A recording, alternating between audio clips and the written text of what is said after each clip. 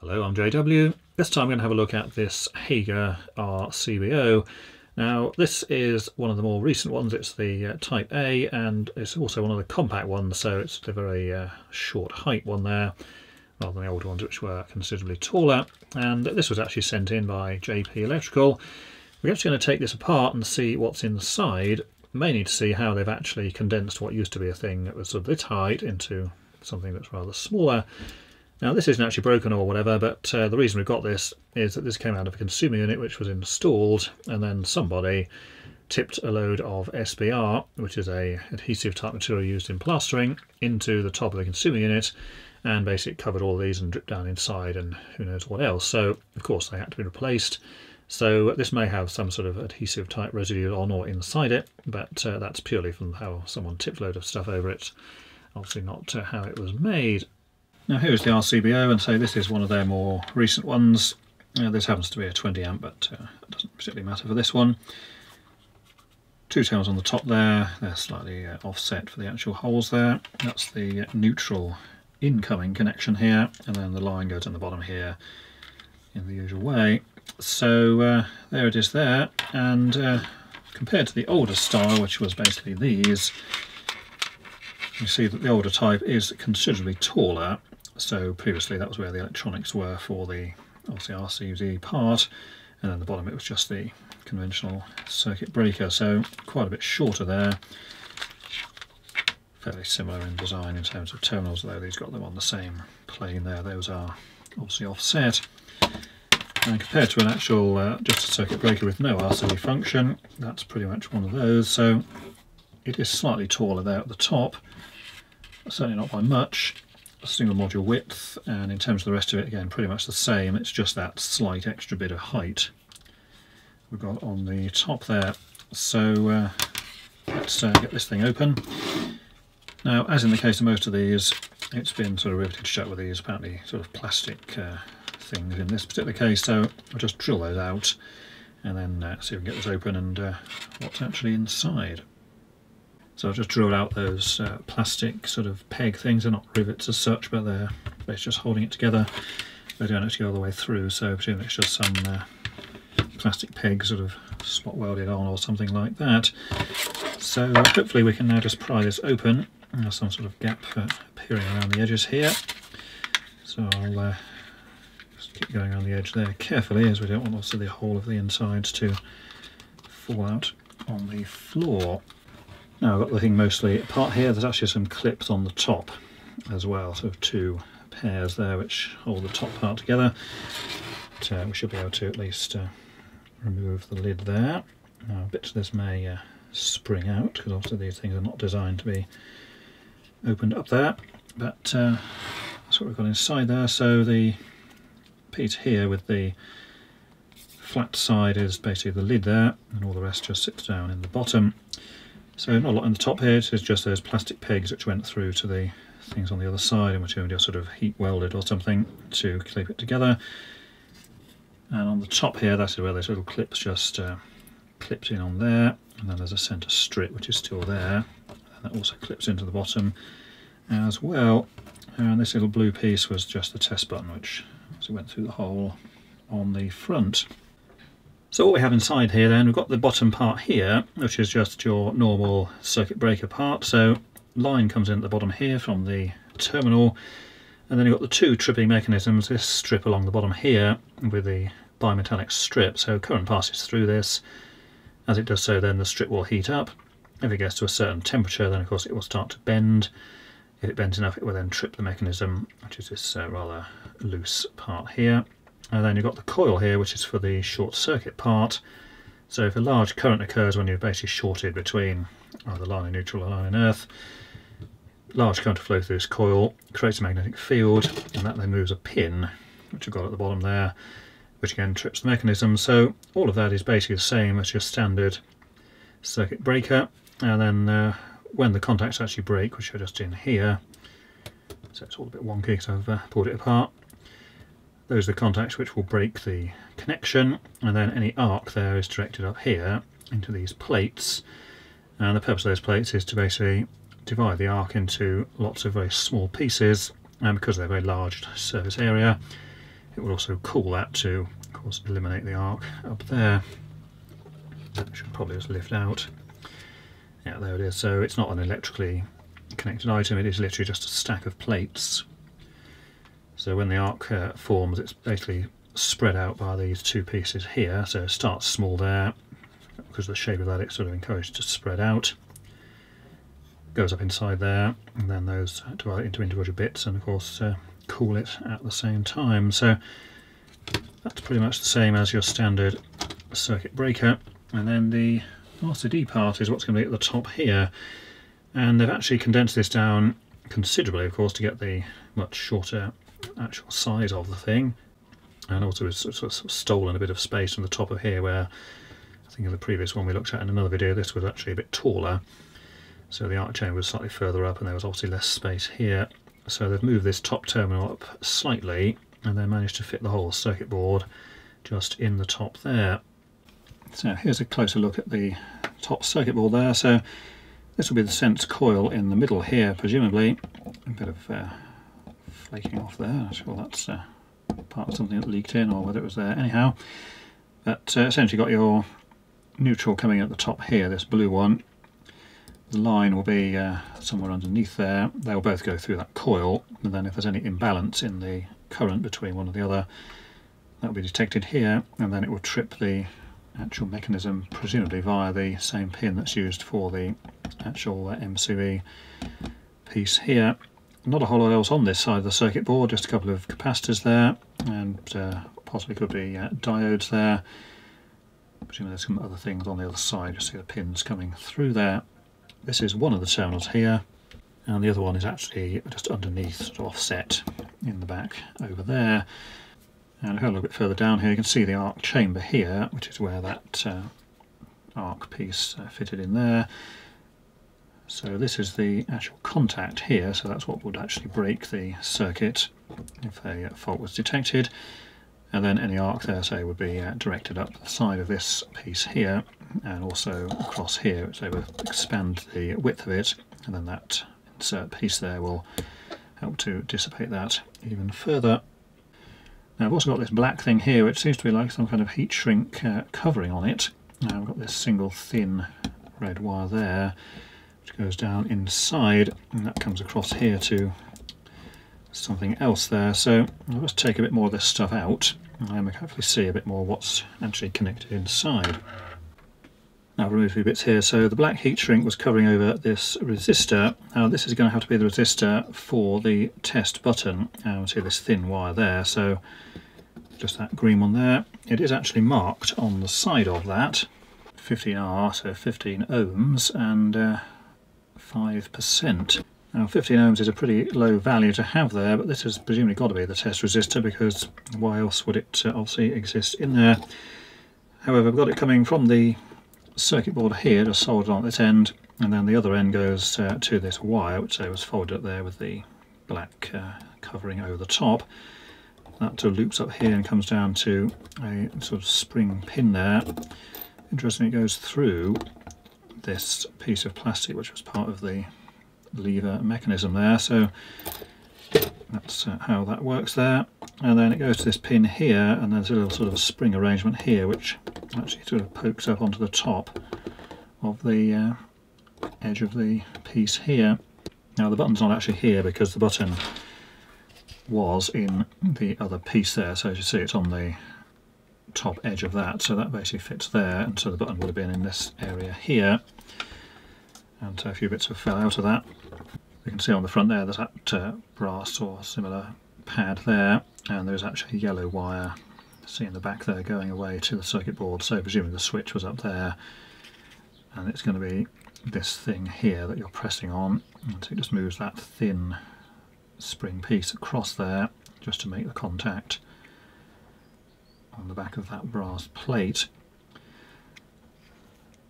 So it's sort of coming down from there, going around here via the spring onto this other contact here, which is just sort of on that piece of metal that goes by the side of the coil there, and then you've got the bottom piece down there via that spring, and then as you press it, the spring is just bent across onto that brass plate, and then it returns via that yellow wire, which again goes back in and presumably into the back of the circuit board up there. So that has certainly been compacted down to the absolute bare minimum, and there's how we even had to put it through this particular piece of plastic here, which is part of the lever mechanism. So that's certainly a fairly involved assembly there. And we can also see on this coil here, this is the pin here at the bottom, just sort of spring loaded item there, and that's what would actually trip when the coil was energized. Obviously press onto the trip mechanism, which was here. And while we're just having a look at the bottom of this, we can see here this is the actual trip mechanism, which I had to remove from in there. That's your braid coming across, which would go to the contact on that piece there. That's the other contact over there. It also goes up to the top terminal. And then this is the bimetallic strip here, which obviously has the full current going through it, and that's the one which will bend as it heats up. Just sort of see it in there like that. And you can also see here at the bottom, this is one of the screws that they would use on manufacturing to adjust this to trip at the right position. So essentially it will apply pressure to the back of that to sort of adjust it to the correct position, so that it obviously trips with the correct temperature. Here's the top assembly removed from the case completely, and we can see there that's that red wire which went over to the spring terminal, and there's the other yellow piece over there for the test button, coil in the middle there. Now the terminals, this is the line output on the top here, so that's where your line would go, and then the neutral is the one on the other side there. So the line, we can see there's that piece of basically copper or brass coming up the back there, and it's that big solid piece, which again will link down to the other end of that coil on that side. This blue here is the neutral here, and I've cut it short so it doesn't flap around and basically get in the way. Have a look on the back side here. Here's the neutral output terminal, and we can see there's no actual switching on that, it's purely neutral comes in on that blue wire there, goes through the coil and then just straight into the terminal, so purely used as a sense feature there. We also have this black wire on the back here, and that actually goes through and actually connects to the neutral up there, so that's just going to be used as the basically power supply connection for the electronics on the board. And then this red or orangey coloured one here is the line, so it comes off of the coil basically directly through the sense coil there, and that goes through to the other side, which we saw was the line terminal on the back. So see that's just orange coming through onto that piece of copper there into the back of the terminal. So this is only switching in the line as expected. Again, it didn't obviously claim otherwise, so neutral is just used to sense the current, and then also that little black connection to just provide a connection for the power supply for the electronics. So just remove the terminals, so you can see that's the line on that side, just a piece of L-shaped copper. This white is some of that SBR residue which tipped in the top, and on the other side same kind of deal, obviously just for the neutral going straight through, and you'll see the black piece in there just crimped or fixed onto that as well for that reference connection. Now if we look at the bottom here of the coil, we can see the line there and the neutral going through. This yellow one is what went over to the test button, and again that's going through the coil as you'd expect. And we've also got that black wire, which is that neutral reference from there, which goes through the coil as well. So that's certainly an interesting design, because say normally if there's any imbalance there then it would trip, but that's obviously the neutral for the supply just comes over to the circuit board there on the corner there, and that actually goes through the sense coil as well. Whether that's to do with this being a Type A rather than just Type AC isn't particularly clear, but certainly got all four wires going through the middle of that. On this side of the circuit board, again there's not a whole lot to see here, but you have got a few more components over that side. Again, these are incredibly small, and you've also got some more just down in there, so let's see if we can access those a bit more easily. So a bit more dismantling there, just remove the terminals and that plastic carrier piece on the top. Left the coil here, so you've got the line and the neutral there, that blue. Now this black one is definitely the only connection that this board has to the neutral, so just poke through the top there, and then that yellow was the one for the test button. So the supply to the electronics goes through the sense coil, comes over to the thing over the side there. So certainly odd that it's going through the sense coil, so presumably it's acting as some kind of bias or similar, so that the coil itself always has a certain amount of current basically going through it, so there's always some sort of output from this, and then say other conductors go through in the middle. Now in terms of components on this side, this is all conformably coated as well. You can see the sort of shine on it, so it's all sort of moisture resistant and whatever. Quite a lot up here, they're just like resistors, capacitors or whatever. There's a couple of these 6-pin devices here, there's one there, and there's just a smaller one over the back at the top there, which is presumably what does the actual sensing or whatever. Now there are some markings on those, they're ridiculously small, I'll see if I can get a better picture of those later on. So on the outside here, this is the coil for the circuit breaker part with the very thick enamelled copper wire.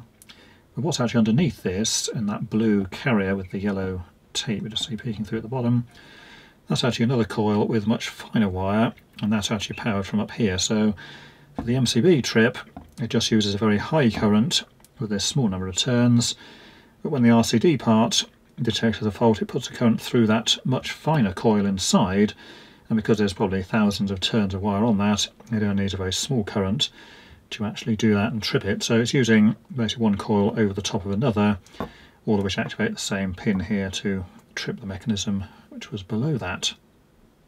Here's a look at the circuit board. This is about as close as I can get, and you can see that 6-pin device on the top there. That's actually marked 14BEK, and then we've got this other one, a smaller one down the bottom here. So very difficult to get the actual correct angle of light there, but BF and some other symbol with 2 dots underneath, so probably not going to be particularly conclusive there. One other interesting feature here is that this wire, this yellow one, and also that black one for the neutral, they're not actually soldered in, they just go into those little cup things, and it's just a friction fit. So you see it just pulls out there, and it just presses in and is gripped by a sort of spring arrangement. So yeah, not actually soldered in there, presumably to make it easier for assembly on manufacturing.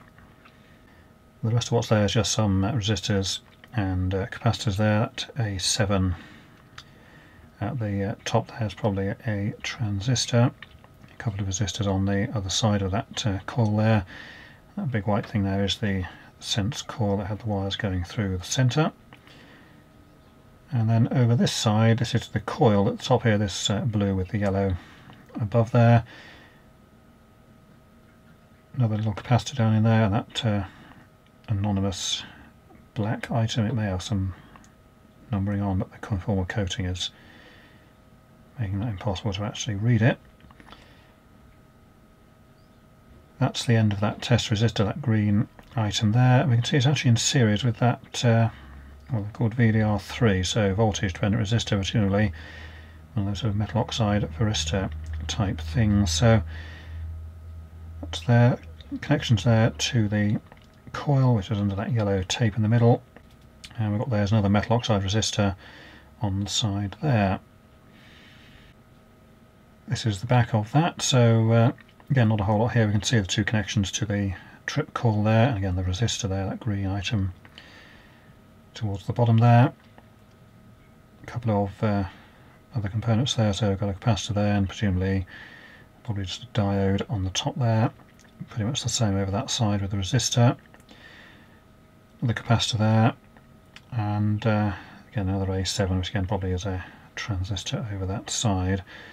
So there's not a huge amount of components in this, but presumably most of the actual sensing and sort of detection is going to be done in those 2 6-pin devices there, or certainly one of them.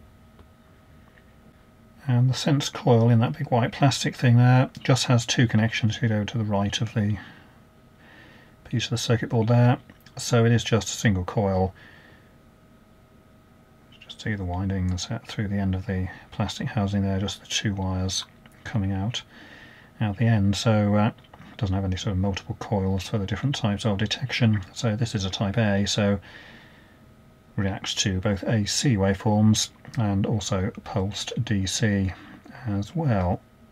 So that's what's inside a compact Type A Hager RCBO, and you can see there they've just taken some of the space from what was the circuit breaker part and reduced the size of the terminals on the top, and obviously made the circuit board there with the sense coil considerably smaller than in the previous design, so it's all fitted in the top there.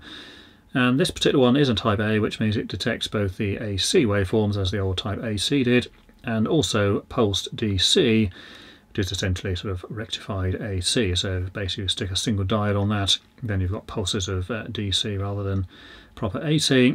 And those have pretty much become the standard thing to fit now, because although you can still buy the old Type AC, they only work really with resistive loads such as incandescent lighting and things like heating elements or whatever. And of course most stuff in pretty much any installation now is going to have electronic equipment in with switching power supplies, and in the vast majority of cases those do not draw a nice smooth AC waveform.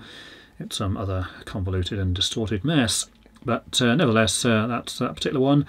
There are of course many other types of RCD as well, so it's not just a case of sticking the old AC type in and hoping for the best, because in a lot of cases they don't work properly or at all.